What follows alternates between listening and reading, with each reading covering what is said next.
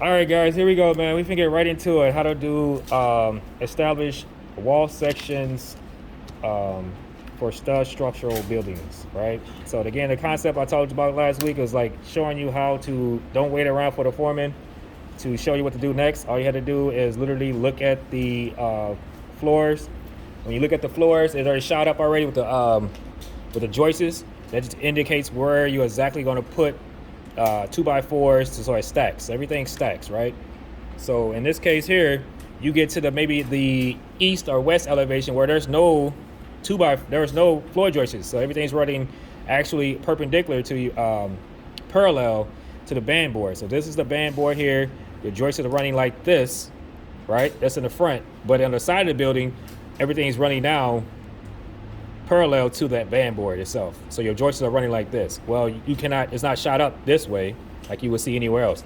So in this case, this is when this wall formula comes in place. So the foreman is working on other wall, like you laid it out already, right? But this particular wall, there's nothing for you to look at to start laying your studs out. And this is where this formulas come in at, when you can start taking in calculations of how long the wall is, and then you say, all right, okay, this is a 10 feet wall, I need these many studs. He will come in or she will come in and say, oh, you need extra studs for this and that. But this is another indication to why you would not be standing around. And it also leads you into that leading position where you can tell another apprentice, yo, don't stand around, man. This is what you got to do, X, Y, and Z to keep the job rolling. So again, this is all information given to you guys. If you want to stay in the trade, get in the trade, and also keep everybody in cahoots. All right, so that is what you are learning today. And today we will learn exactly what I just said to you. How to actually create studs, structural studs for a job or a design for the building. And before we get into that, we gotta get into the formula of it. And that becomes how. Let me see if I can find that for you. Sorry, guys. That's the how. We're gonna learn it, right? And that's by looking at Mr. Owens' videos to establish the wall structural studs. And we already know we are successful by doing that when you start doing it on your own. All right. I did not forget about the why. The why is literally to keep you employed. So why I'm learning it? To keep you employed. And this is important because you can turn this into a career or use this as a stepping stone in architecture engineering as well, or become an apprentice. All right, cover all that all in one section. So last week you guys were given a quiz regarding the wall structures. We use this right here as connections to the wall sections of the building, which is this right here. And so we connected the pieces, right, by using these right here as a definition. You knew the definition already. Watching the other video is tagging this video as well. But using these terms to dictate which section of what is each one, right? Given the studs change, all them studs, but it all changes, depends on what section you're working in. All right, so you know it's all about sustainability in this class, so, and everything we do moving forward. So I want you guys to take that piece of paper, turn it over backwards, and you're gonna establish the title block. Well, we already know how to do a title block at this point, right? So I'm trying to keep it short and sweet. Let's go ahead and start from the beginning. We're going to do up prepared how to create a title block one time. Title block is tagged in this video as well, so you don't have to waste too much time. But this time, again, I'll just show you real quickly how you start a title block in general. So our objective is to go ahead and start this title block using 1/2 inch all the way around, right? Like I told you already, I think the best method, the faster way I came across was go ahead and put your 1/2 inch vertical, horizontally first, right? So put it on a 1/2 inch mark. You mark it there, you mark it on the other side as well, since you're already doing it. And do that up top as well. You ask yourself why you do this, right? Because this is already, I'm trying to eliminate racing, right? So I don't do it vertical first and I do it horizontal. If I do it vertical first and not horizontally, I don't know where my border is going to be in at. So then I make my marks, but then I got to go back and erase the outside because I don't have a benchmark to stay in. I know within this section here, I'm creating my border. So I'm not going to make line tick marks out here. I'll make my tick marks within these borders, so I don't have to erase extra marks that I don't need to. Now, you came a half inch in horizontally. Now vertically, you just line up your ruler with that ½ inch mark. Now you can pull them up a ½ inch like we always do, and then come down a ¼ inch to our title block, put our sub line in. Same thing here. So this is how we eliminate have to work double time. Make one step, do two. So came up a ½ inch, go back a ¼ inch. This is our title block we're creating. So I know already by doing that, I don't have to erase out here anymore. I got all my title blocks established by doing that. Just coming in there, doing a horizontal first, gave me an understanding where would I be within my box. So I'm establishing my grid using this. So this one, you can always turn it too, whatever you want, whatever's comfortable for you, because again, we're not taping it down. Work in your favor. So I'm gonna come up a ½ inch, back down ¼ inch, just for your title block. That's how quickly you can create a title grid. Right, so there you go. Let me zoom in a little bit.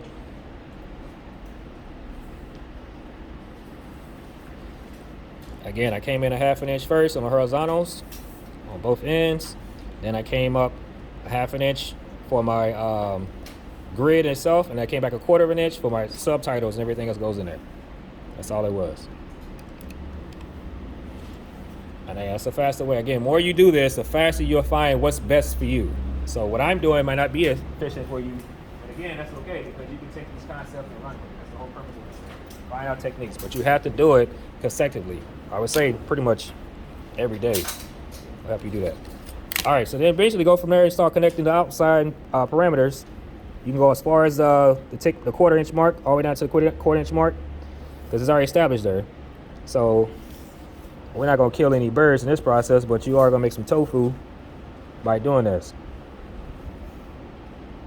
Concept is like, do two things and make the process of one, right? So I did that already. I don't have to make any extra lines or erase any lines because I established those benchmarks. That's how fast we just did it. We just literally created it within, I told you guys, you're gonna start doing these drawings just using songs, man. Like if you look at a song, one song is like 3 minutes, 30 seconds. Some songs are 5 minutes. Well, your client is out there waiting on you, and you had a tough day, had a tough weekend, whatever it may be. Well, by doing this, by having an understanding of what it takes, how long it take you to draw up something, you can use the songs to eliminate that stress. The clients was like, man, I'm waiting on you, you have this done. And also yourself, it actually is a soothing way of soothing the brain to relax. All right. There we go. See, I didn't really need to do anything, but I know I'm off on my line here. So I might have to correct my line here because I overdrew it a little bit. So that's the one line I have to correct. That's why I say you gotta take your time and train your eye. But if you do make a mistake, don't be too cocky not to correct it.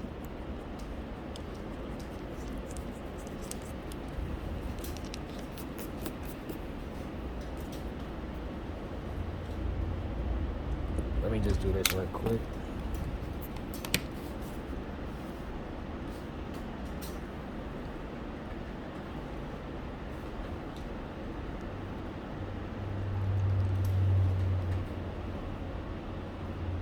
So hold it right there, hold it right there. I can erase this a little bit without destroying my actual benchmarks. And then I can just connect my lines.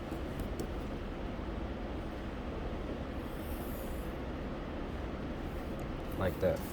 All right. So again, you're gonna put your date. Let me see how we're gonna do this. Put your name, let's start here. Put your name down here. So Mr. Horns here. That's the name. All right. Our scale at this point, just leave the scale out because we're actually going to build on that scale. I'm about to walk you through the scale. We're just going to put the formulas in here first. So don't worry about scale so much, but do write scale in there. It's going to be kind of like look, again, your cheat sheet. So we're gonna use this throughout our services. I mean, outside of drawing. So we're gonna always refer back to this. So don't worry about scale right quick, because scale's gonna change a lot. So I'm gonna break down scale on how we're gonna do this. But right now, just do the basics, right? You put your period over here. And last name is date. Today's date. Today is the what? Today is the 7th. 03/07/22. All right. Then title. What's the title gonna be for this one? Be wall section formula. So title up top. Be wall section formula.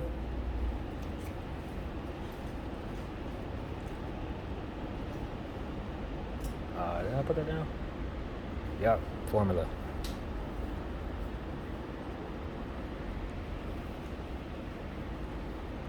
Sorry for my chicken scratch.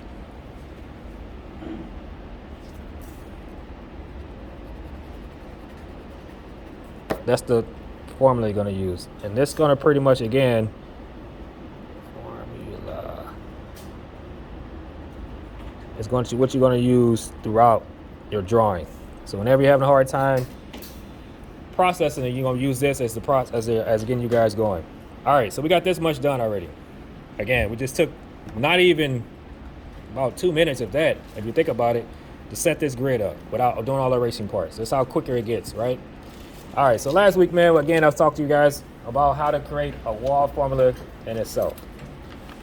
So every time, this will change, but the basic formula you're going to use for this particular one is a stud wall formula. So on your top right up in here, give yourself, come down, I don't know, create a, I'm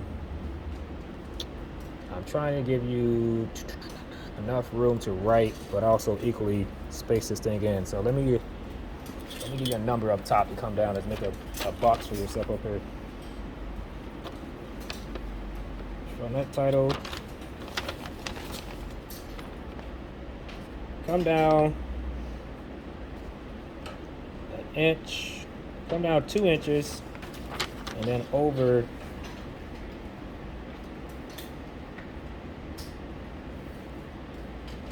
2 3/4. So come down 2 3/4 from inside and make a benchmark. 2 3/4. No, come down 2 inches. Come down 2 inches. Tick mark. All right. So you do on one side, I gotta do on the next. Just kind of give yourself lined up because we're only using benchmarks. A little small tick mark because you want to erase it. So 2 inches. Wait, what is that?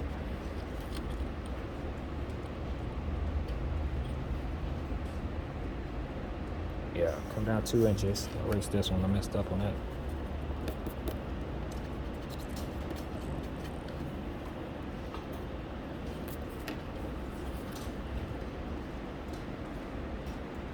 And you'll go over 2 3/4. All right, so my 2 inches here, 2 inches there. This is my benchmark I'm using just to keep me. Obviously, I'm not on my line as correctly as I want to. So this is your 2 inch. This is your 2 inch. Do get in the habit of checking yourself because when you get going, your brain sometimes moves faster than your eye.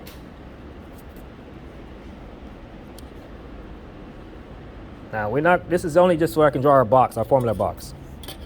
Because you need something you can have, keep yourself in line because you're not using a framing square or something like that, a table square. All right, so come over, using this line up top, come over 2 3/4 just to establish a box right here so we can write in.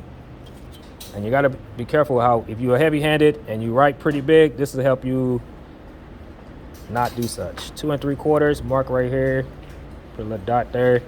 Come down here, 2 3/4. Again, this is how we've always been doing. This is how we're always gonna keep moving with this, creating benchmarks.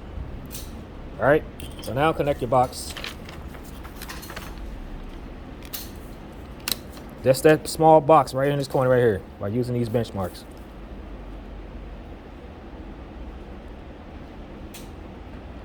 And you want to just kind of stop right up in here.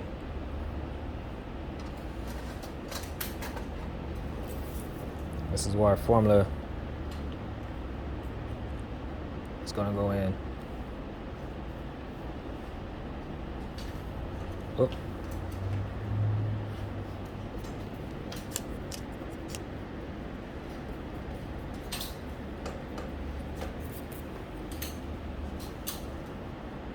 Line up my benchmark.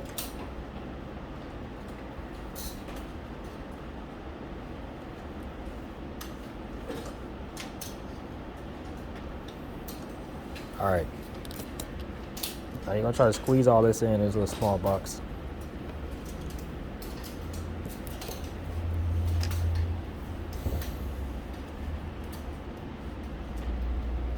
And you're gonna write this as stud formula right here. So come down another 1/2 inch or 1/4 inch or 1/2 inch.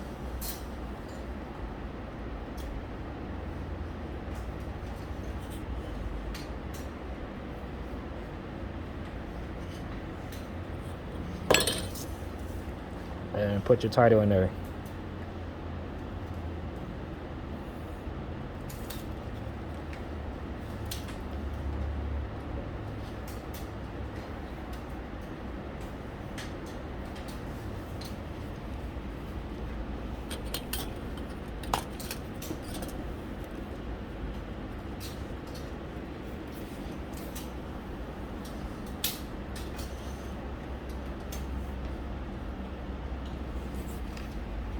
All right, so this is gonna be, again, just pretty much this wall section. So you just put stud formula here.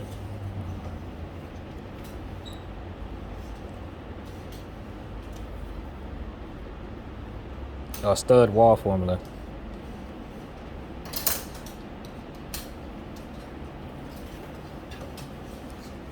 All right, so this much, you got this much. Stud wall formula, let me zoom in.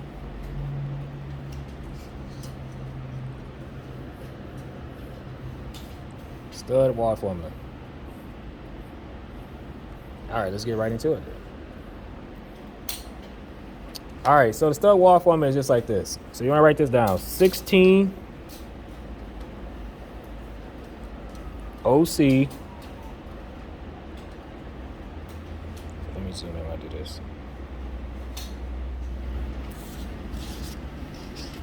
$16 OC equals L times 0.75 plus 1 equals number of studs.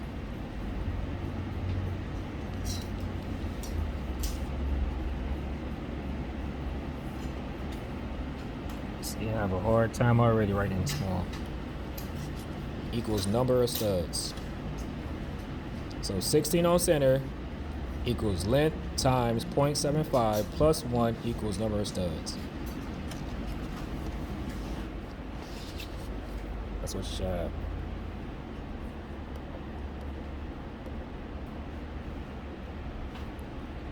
All right, so for example,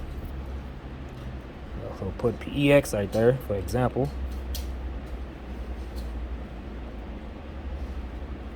And on the bottom here, just put, so our wall, say our wall is 10 feet. 10 feet wall times 0.75. That's on center. That's actually that's the 3/4 is this number here, right? That's like I told you guys last week how we literally found the center of a 2x4.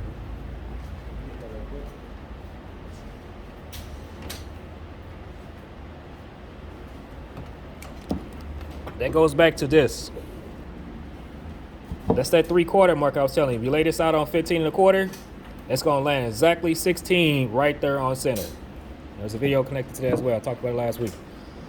So you taking that 0.75 is, are we letting these studs out exactly on center? So when somebody come back with you, they land it out just like you laid it out. You still got to dictate which way you're gonna go, left or right. So X go left or X go right. Depends on how you travel. Some people go with if they right-handed, they go from right to left. They lay out from right to left, pulling right to left. Or some people left-handed, they go from left to right. Doesn't matter. As long as you put the X in the right correct direction you came from, it tells the person where you come from, which way they came. So 10 feet is the wall times 0.75 plus 1 plus 1 equals 7.5, which equals 8 studs.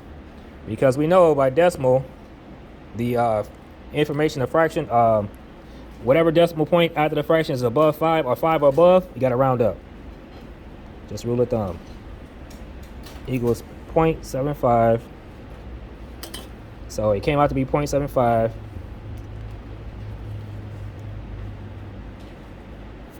Which equals 8, right? That's not even including the extra stud you're going to put in there, right? So the extra stud, because it's an end wall, right? We're just talking about wall sections. That 1 indicated the extra stud for the actual end of the wall. So what we come out with is actually 9. So you'll put 8 plus 1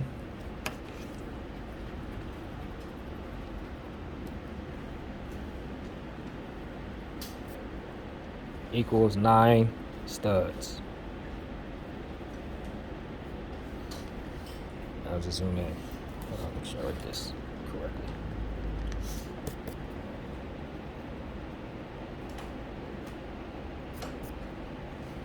Equal 9 studs.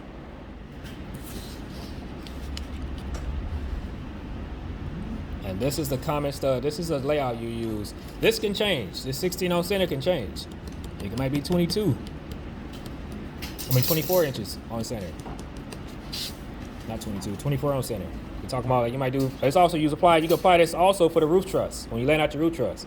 Trying to figure out, but just already, that too much you don't worry about. It's more likely, this is just for the wall sections of it. You have a layout already for the roof. You'll know how many studs you can do. Same concepts though. Everything stacks. So pretty much your roof truss is gonna stack over your 2x4s. All right, it's eventually sit right on top of your 2x4s to support the load of the building. So everything must stack.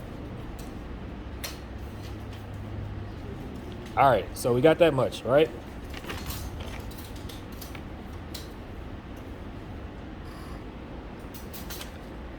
Now we're gonna get into the meat and potatoes. So I'm gonna catch you guys in the next video to start laying out the actual studs in itself. So just using this formula, we're gonna go 10 foot wall times 0.75 equals 1 plus 7.5 equals 8, gave you 9 studs.